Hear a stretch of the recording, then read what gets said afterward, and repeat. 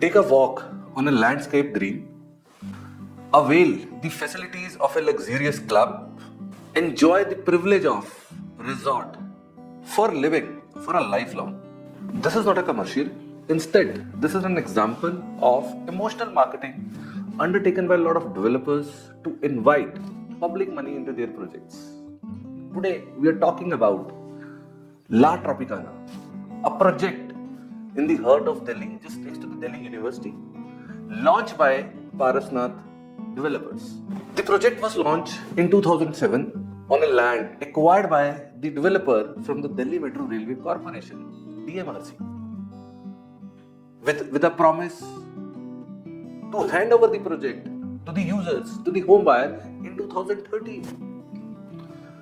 It has been delayed more than a decade now, and in 2024, still more than 50% of the units are remaining to be completed fully, which require a handover to the investors, to the public, who have deposited their hard-earned money somewhere in 2007, in 2010, or much earlier than 2013.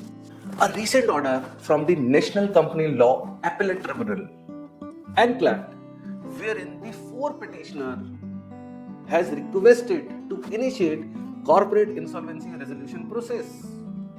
Initially, they have filed their application with the RERA authority in Delhi. After a long battle of a couple of years, the RERA awarded a decree in their favor for the amount that they have invested in 2007 till 2012, and that amount needs to be recovered along with the interest. The RERA degree pertains to the year in 2022. In 2023, this four petitioner collectively reaches out to the National Company Law Tribunal for the initiation of the corporate insolvency resolution process for a company under the banner of Parsvnath. After a long hearing over a period of a year, their application has been dismissed. The reason for such dismissal is, under the insolvency and bankruptcy law, the requirement for the home buyers to initiate corporate insolvency resolution process is that the home buyer should come collectively in a number which should be equivalent to 100 or at least 10% of the total units sold. In this La Tropicana, as per the RERA filings, there are more than 500 units. So at least 50 home buyers should come together to file an application under Section 7. On the dismissal of the application by the NCLT, this four petitioner reaches out to the National Company Law Appellate Tribunal, wherein their application is again dismissed on the same grounds. This four petitioner has argued that they are not a normal home buyer. They have a RERA degree. They are the degree holder given by the RERA authority in the hand, and such conditions of the 100 numbers of the home buyers or at least 10% of the home buyers of the total units is not applicable to them. But unfortunately, the bench, the Honorable NCLAT, didn't allow their argument and dismiss their petition. So ultimately what happened? They have invested somewhere for a period prior to 2012 for a completion of the projects due in 2013. They have taken a huge battle to reach out to the RERA authority, taken a decree, reaches out to the NCLT, then NCLAT. Still, they are not getting the possession of their flats. They have invested their hard-earned money into this project. What option or the remedies are available to them? Either they can go for the execution of the RERA degree in the civil court, that again going to take time. They can collectively move to the NCLT and ensure that the collective home buyers should be sufficient in number so that the benchmark given by the insolvency and bankruptcy code, which is at least more than 50 buyers collectively. Another option, they can go to the Supreme Court for an order given by the National Company Law Appellate Tribunal. All these remedies are going to cost the time, energy and money. The another option is to just keep on waiting at the mercy of the developer. The developer who has disclosed that this project is going to cost around 750 crores of rupees. In their recent filings to the RERA authority, they have disclosed that on an overall basis, this project, which is divided into the 3 different phases, going to cost them 750 crores.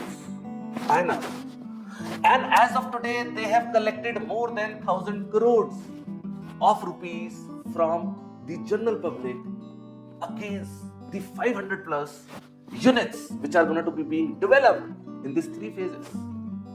They have already received a money much higher than the cost. Still the project is incomplete.